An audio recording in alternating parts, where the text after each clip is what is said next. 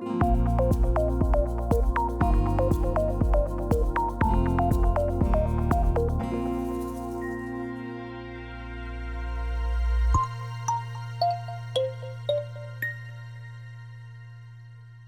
and welcome to Conversations. This is the on-site, in-person interview. We are recording from Miami, where we are here for the Air Cargo Forum by TIACA. And with me in conversation today is Derek Lossing. Derek is the founder of Cirrus Global Advisors, and he's also a senior industry advisor for e-commerce and transportation. Derek, great to have you for this conversation. Thanks for having me. Looking forward to it. Derek, I think your specialization is e-commerce, cross-border e-commerce, transportation, last mile delivery. I looked at your LinkedIn profile, started with Northwest, Delta, Amazon, and briefly with American Eagle. Very big corporate organization. You played a significant role in terms of development of certain products, creating special business units. Let's talk about the e-commerce portion of it. Very rapidly evolving and fast-growing e-commerce sector all over the world, and the pace of creating business models around that. What are some of your reflections? What are some of the business models that you're looking at? Yeah, great question. And thanks for having me again. What was fascinating, I joined Amazon in 2015, and this is the start of their journey of kind of building their own transportation network. And when I joined, it was just the start of Amazon Air, right? So, there was a small team of us, 6 of us on the ground.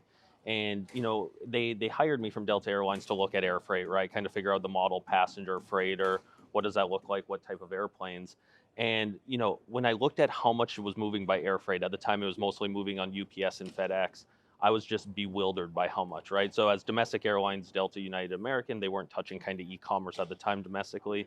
And I got to Amazon, and you start looking at company data on week one, and you're like, my God, right? The amount of e-commerce that's moving by airplane, right? So that was really my introduction to it in 2015. And it's just, it's only grown from there. Most of my practice now is on cross-border e-commerce. So I do a lot of work out of India, out of China, right? Helping companies get into last mile carriers here. But if you look at what's happened, the acceleration, and companies have come and made it easier to do cross-border e-commerce, right? Historically, it was DHL, it was UPS, it was FedEx. They were the ones that could do it. But the number of companies now involved that are taking advantage of this explosive growth, you look, hundreds of millions of packages coming in just to the United States, most of it obviously from China, but it's just unbelievable the amount of growth. But that's been going on since 2015, right?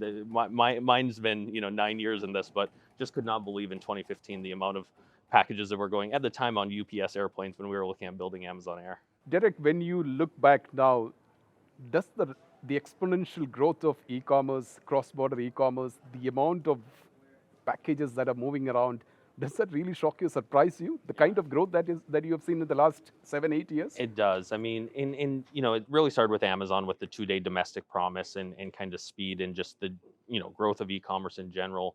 But now you see, I was working on projects at Amazon when I moved into the international business unit. I was leading cross-border procurement, and we were working with third parties, and we were doing trials with third parties outside of UPS and FedEx, where we were doing US to China from click to deliver at 3 days, right, to major markets, right? And so we were challenging the status quo. And when you think about what's possible at a low cost point, that you can get into $10 shipping or even free shipping in cross border, the world is very you can really move a lot of volume around the world, right?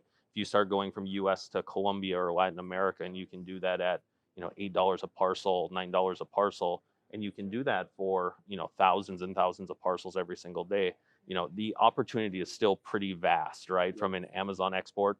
I think when you think about China into the US, right, that's been going on for years. Temu and Shein are taking advantage of it. I think that might not grow at the same rate. I think Temu and Shein, we'll probably talk about some of the regulatory challenges coming ahead.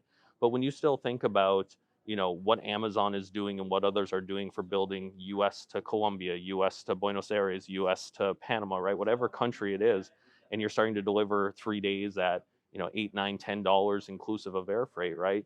You start looking and saying, wow, we could really open up a lot more markets in whether that's Latin America, Europe, kind of around the world. And so I think there's still, cross-border e-commerce still has a lot. Maybe not so much on the China to US because of some of the regulatory changes coming, but the world is still very vast, and I think there's still a lot of growth in cross-border e-commerce. But is that business model scalable and profitable? You're talking about $8, $9. Yeah, it is. It all comes with a caveat, right? Okay. Which is, you can't sell, in the U.S. you can't sell on Amazon a $12 pair of jeans, and ship it for free shipping Yeah. to Latin America at $9. Of course, that model's not sustainable. But when you start looking at some of the order minimums, you see a lot of retailers in the U.S. You must order $50. This is domestically $50 for free shipping.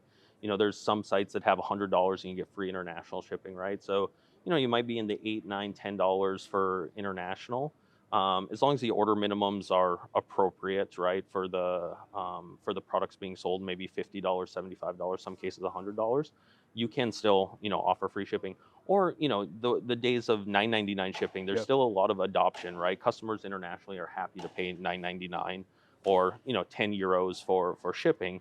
Right, it's about moving away from this kind of concept of 30 or 40 euros for shipping, right, to import something from the U.S., right? So as long as you can keep the price down, it doesn't always have to be free internationally. There's still a lot of opportunities, and that's U.S. to Latin America, that's U.S. to Europe, and then there's a lot of markets right now where we're seeing growth. You look at India into the United States and going out to the small and medium-sized businesses across India, right, and exporting to the U.S. or exporting to Europe.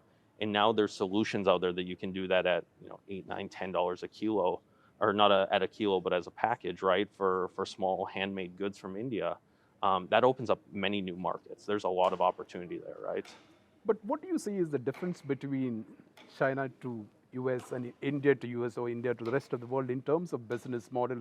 I believe the cross-border e-commerce shipment going out from China is consolidated. It's not going by as single pieces of shipment.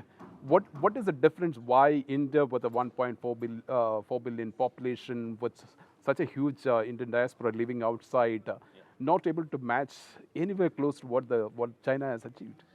Part of that is with volume comes new entrants to a market, right? I think when I look at the India to US or India to Europe, there's a handful of companies that are doing very good work to bring costs down, doing consolidations.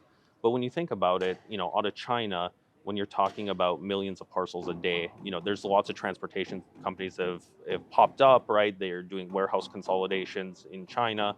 They kind of get the benefits of last mile injection. So, if you're moving 1 million packages a day into a country versus moving, tens of thousands of packages a day into a country, you're not going to see kind of those same synergies. So I think, India's on the frontier of what could be. Now, I don't think it'll be the next China in terms of volume, but there's a lot of companies that are investing, right? There's new companies that are popping up. But historically, if you go back 5, 6, 7 years, if your options were UPS, FedEx, or DHL to go from India to a customer in the United States, you might have been looking at $30, $40, $50 a parcel, depending on how you got your contracts in India, right? And that doesn't work for kind of cross-border e-commerce, right? So, FedEx and UPS, you see them in their financials, they're talking about more economy-driven international services because, and that's also helping, right? So if you can offer, a $20 international parcel, it's going to be better than a $40 international parcel, 5 days instead of 3 days transit maybe. But really it's unlocking to get to that $10 parcel, depending on your product, right? And if it's, a half kilo or a kilo, right? It's trying to get into that. But in China, we've just seen so many companies take advantage of the growth, right? So there's options, there's competition, there's more warehouses, you have to transport things less far. You can go out of the most ideal city because now there's freighters in central China. Correct. Before, India, you still, no matter where you are as a small seller, you're going out of Delhi or Bombay, right? Right. That's kind of just where the capacity is. In China, the capacity is everywhere, right? Of course, a lot of it's still in Hong Kong, but you just see many more options in China, right? And I think a lot of countries, there wasn't as many transportation companies. China's filled with transportation companies that do consolidations in air freight, and they know a little bit about getting into final mile delivery networks in the U.S., right? So there's just a lot more knowledge, if you will, around China to U.S. than there is in India. So it's fair to assume that today the status quo is questioned, it's disrupted. Your traditional players like your UPS, DHL, FedEx, and the USPS they're losing the business in terms of the newer models that we see. I had a chance to look at the latest McKinsey report on the mail volumes actually Yep. coming down, and the parcels volume, basically that adds to the express cargo business. Derek, let's address the elephant in the room, which is the de minimis and the Yeah. potential regulation that is going to come into place. We don't know about it, whether the threshold would be brought down from $800 to maybe, I don't know, $400. If such a scenario happens, does that noticeably affect the cargo volume on the cross-border e-commerce? Yeah, so there's changes coming, right? And I get asked a lot in the space on, this was a Biden administration play. With Trump, I think, not to be here to discuss the political environment, but a lot of things become, you can't predict Trump, right? I think we can all confidently say that it's a little bit of a wild card. So things are up in, if the other party had won, I think it would have been more the status quo, and I think we would have been able to give our clients a much more resounding view of what we expected to happen. One thing, I spent some time in Washington, D.C. this year, and both sides of the aisle, though, it's pretty bipartisan that they don't love this flow of cargo, this low value of Chinese goods coming into the United States. So I don't think it's the Democrats of the United States think that this is a bad thing, but Trump's going to come into office and he's going to cancel it. I don't see it wish-washing. I think that de minimis, I'm not seeing that changing from $800 to $200, for instance, it used to be $200, is going to actually slow down the volume. And the reason I don't think that's going to be the case is, a lot of Temu, Shein, kind of these targets, it's all under $200, right? Most people don't go order $200 from Temu, right? So that actually doesn't slow the flow. And what CBP is trying to do, it's not so much of a secret, right? But CBP has other problems with fentanyl coming into the country, with drugs coming in. When you think about these packages coming in, you have freighters full, right? Out of Hong Kong, I think they said this week at the conference, over 70% of the volume that's flying out of Hong Kong now, they believe to be e-commerce at its core, right? Even if it's not. China now, they think 50% out of China is e-commerce, right? So when you think about that amount of volume of freighters coming in, CBP is doing very little to inspect these packages. They don't have the resources to inspect the packages. And so there's illicit things coming through that, right? And so they got to slow that down. Changing de minimis from 800 to 200 doesn't slow that down. So, what I think is going to happen is you're going to look at, taking de minimis just off the table for a certain set of products. What that set of products are, they've talked about the products that are subject to the original Trump tariff, Section 301 tariffs. There's still some work that needs to be done in the rulemaking, public comment periods on how they ultimately land on this. But, we're telling clients it's going to slow down. Now, ultimately, Temu, Shein, and others will also slightly just adjust their business model. They'll probably bring more into the U.S., front load the inventory. They might do some things. It's very up in the air. I have clients that have stopped kind of their investments in Mexico for the time, because if the product still originates in China and it's coming in from Mexico, they're trying to use they do use de minimis today, or they use NAFTA or the new version of NAFTA. Yep. So when you're looking at those regulations, but if it still applies because it was manufactured in China, then it takes a lot of the value proposition of a Mexico fulfillment out, because it's still going to be subject to tariffs. So if you're going to put it on the ocean plus put it in Mexico, and you're still going to be subject to tariff, then it probably doesn't make sense to look at Mexico for a northern, for a fulfillment model. Maybe that still makes sense for your, Southern California, Las Vegas, Phoenix type fulfillment model, but or Texas, right? But it doesn't make sense for your populations in Chicago and the Northeast United States. So, it's going to change. And I think the other thing is, that we're really watching for, because I think the biggest change on the de minimis is more about what friction is put in place. And by friction, I mean is, ordering on Temu today, right? If you have the app, you can just shop. It's basically one-click checkout, it comes, right? You don't have any interactions with CBP. Temu, sends an electronic message to their broker, who sends an electronic message to CBP. But imagine a world where, to order something from China, you need to log into a CBP and create an account.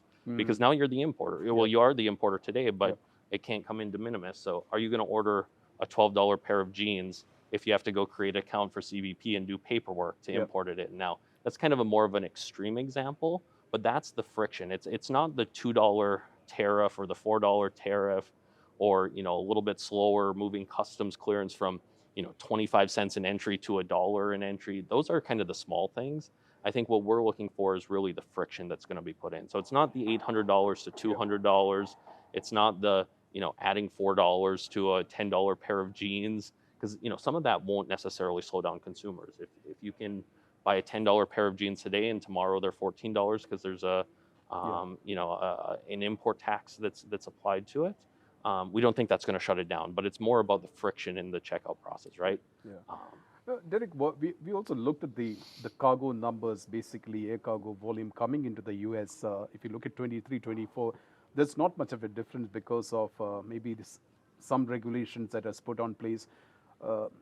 Chinese goods are coming via Mexico. Either they are doing the consolidation in Mexico. It is a Chinese companies investing into those facilities. They're probably adding some value to it, and then probably the goods is trucked into the US.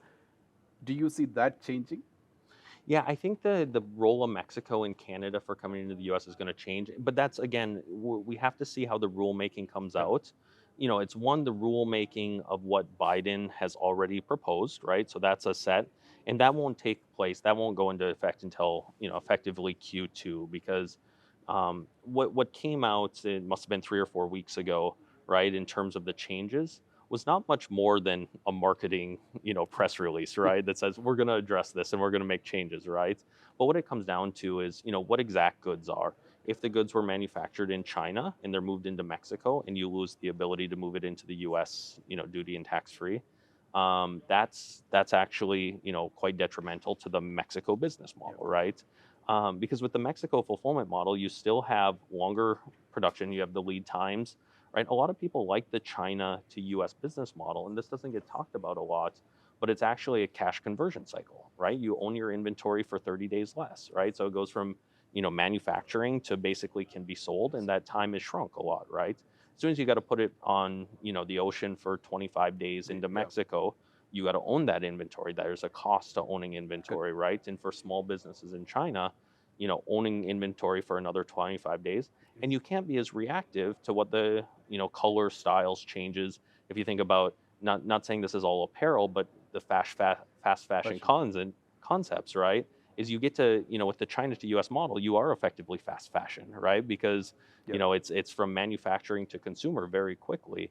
As soon as you start putting 25 days back into the ocean transit, 25 days, you start putting in warehousing in Mexico, your lead times to the consumer, you've just lost not only cash, right, for owning inventory, but your ability to react to the market significantly slows down. Derek, another important topic is the fears around the potential tariff coming soon under the new administration. Perhaps some regulation on some of the key global e-commerce players, particularly originating from China. It's also 60%. That's the talked about tariff that is coming into goods imported from China, and 20% for the rest of. I don't know how much of that fear is realistic, and if that happens, do you see that there is a rush to stock up inventory, and if as how much of that is possible? Yeah. So first on inventory stocking levels, so U.S. retailers are stocking inventory right now because there is still a fear of the East Coast port strike, right? Correct. So there is an advancement of inventory. So I think with the longshoremen on the East Coast, we've been talking about, right? They came to an agreement, for lack of a better term, on pay, and so it got the can was kicked down the road. We're looking at January now for the next agreement, which is on automation. I think, based on what we all read in the news media, that's going to be a more sensitive, right? Pay is, I don't want to say easy to solve, but, fundamental agreement on automation in the ports is going to be really important. So, people know that there's probably going to be some level of disruption on the East Coast.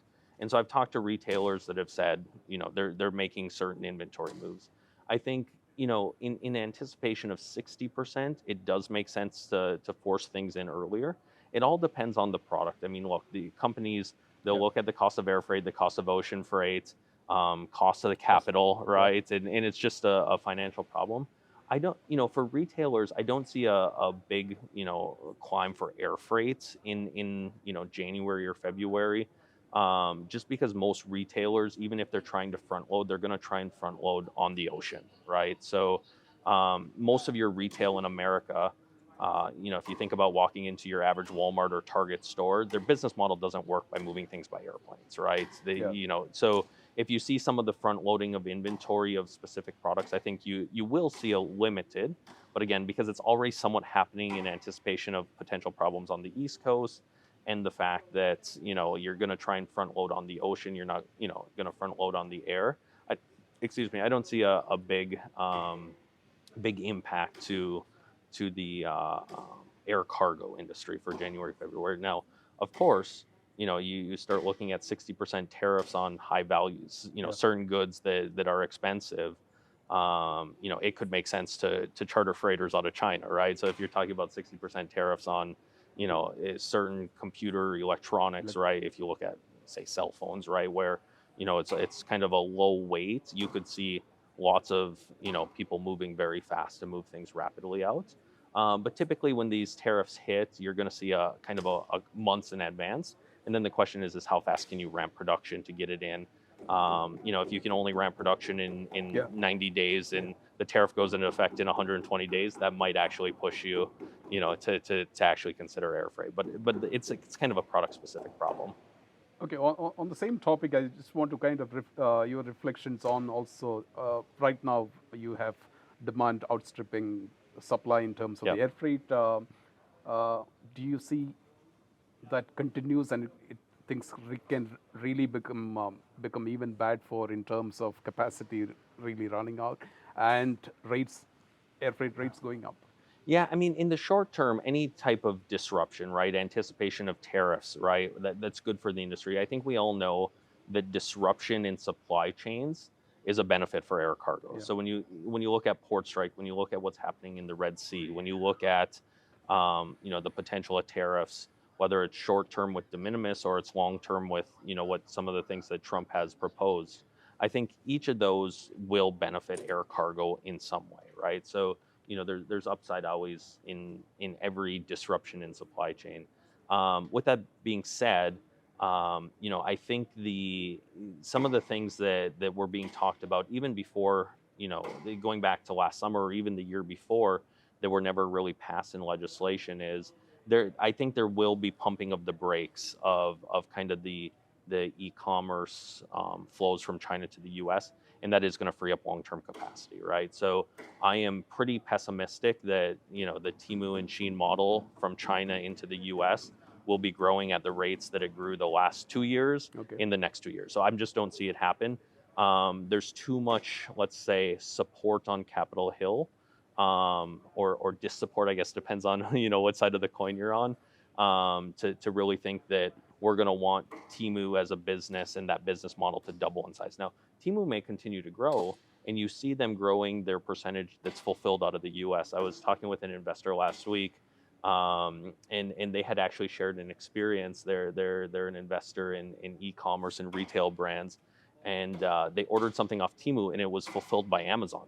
So it came out of an Amazon warehouse, right, fulfilled by Temu, which was a third party that was selling on Temu. But the funny story behind that is you see brands that are selling on Temu that are finding other fulfillment channels in the United States, and you'll continue to see that. But I just don't see the growth of the China airplanes coming.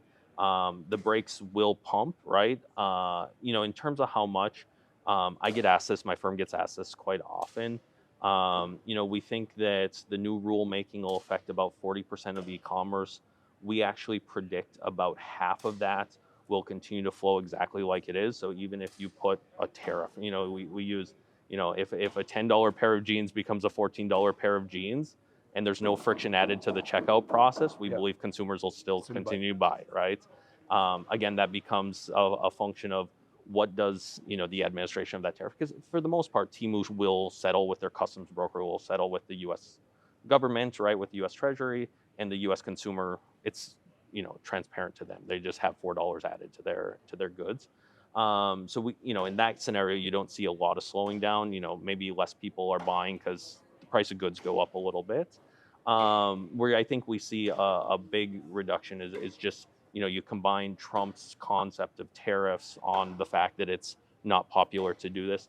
And look, there's lots of trade organizations that think that this model is effectively ruining U.S. business, right? I mean, when you think about ruining U.S. small business, Walmart has ruined U.S. small business, Amazon has ruined U.S. small business, but this model is also, kind of hurting the backbone of the U.S. economy, which is small business, right? And Yeah. so when you kind of combine that with kind of a tough on China type stance, which both parties like to tell their people, right? And part of that we see probably dialing down in the next 90 days, because running up to an election cycle, everyone wants to be tough on China. As Americans, it's popular to have we're all tough on China, right? Yeah. It's an easy target to put. So I think you see that from both parties now. I think certain parties will, they're not looking for votes. So of all the priorities on Capitol Hill, I don't know that tough on China is something that's super important to them right now. But you do see both parties kind of generally saying, cheap goods. And we talked about fentanyl coming into the country via small parcel. That's a big piece of it. But then you see, when you're asking companies in China to lower the price, right? Temu is going in, they're picking off sellers from Amazon. There's hundreds of thousands of Amazon sellers in South China, right? And Temu's going to these. But what they're saying is, we want you to lower the price even further, right? And in China, you have to be careful because, goods are obviously produced very cheap already, right? By US or Western standards. And when you go to some of these same vendors and say, push the price down further, push the price down further, you got to worry about, forced labor. You got to worry about labor practices, the quality of the warehouse, the safety in the warehouses, right?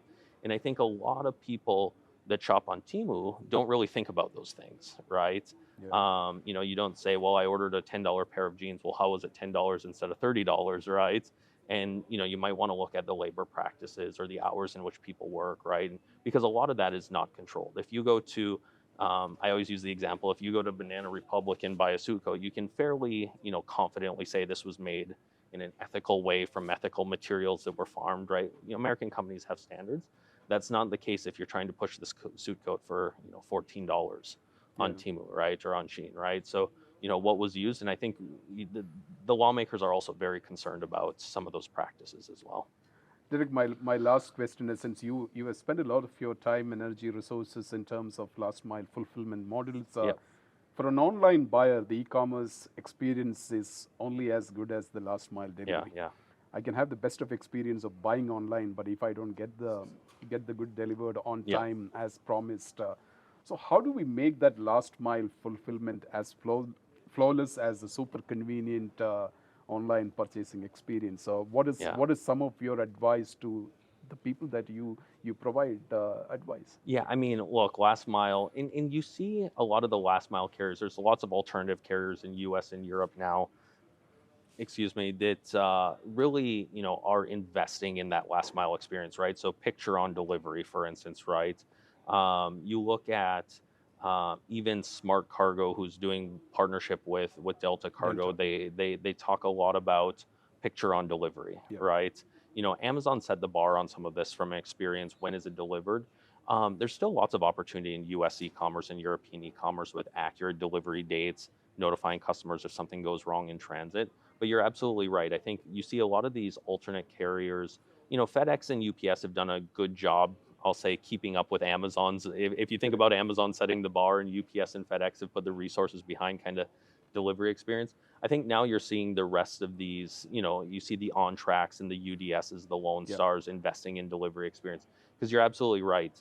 The customer thinks of the brand the same way based on how it shows up on their doorstep, Correct. right? Yeah. So whether it's T-Force that did the delivery, whether it's Axel Hire, whether it's OnTrack, right? It's the brand that's doing it.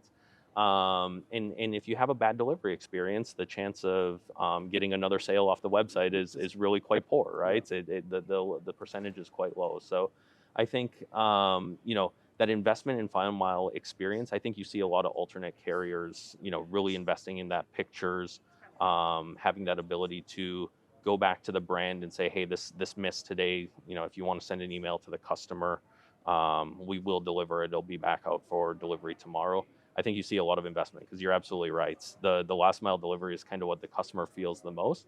So even on the international supply chain or international piece, right, if it's coming from India or it's coming from China, they don't always know if Cathay Pacific or Air India offloaded it, right? It's not it. But who you chose for your last mile is kind of the brand representation along the way, right? So, and you got to be careful because there's a lot of companies that have popped up, if you will, that rely on, in kind of the China to US business model. What's the most important, if you think about buying from Temu or Shein, and you're getting free shipping on a $20 order, last mile delivery cost is extremely important, right? Right. You might be only willing to pay $4, $5 for that last mile delivery.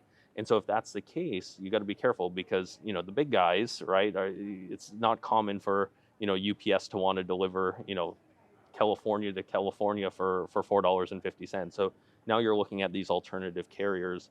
And some of these alternative carriers are also relying on crowdsource models, right? Contract delivery drivers. It's not their company trained drivers with their own vans, right? You're getting, Uber type drivers in Priuses. It's really starting to get difficult to control the quality, right? So if you have, third-party drivers, contractors in their own vehicles doing deliveries, it's really hard to control quality, especially when you look at urban areas, getting into apartment complexes, setting it in the wrong room, setting it at a front door in an apartment complex that 2,000 people live in, right? This is a bad delivery experience. So I think you'll continue to see investment by those last mile, but it's always the, balancing the cost that you're willing to pay, right, for kind of that delivery experience. And, the US brands, I think, put a lot of emphasis on quality and kind of the brand representation of that last mile. A lot of the brands coming from overseas, a lot of times are making decisions because the margins are so low. They're making decisions ultimately on cost. But over time, I think you'll see even the cheapest delivery companies kind of hitting that quality bar because you have to. If you don't, you're not going to be in business. Derek, this is a fascinating topic. We can go on and on with talking about different aspects of it. It's been a delightful experience talking to you. Thank you so much for joining us. I appreciate the time. Yeah, thanks for having us. Thank you. Thank you.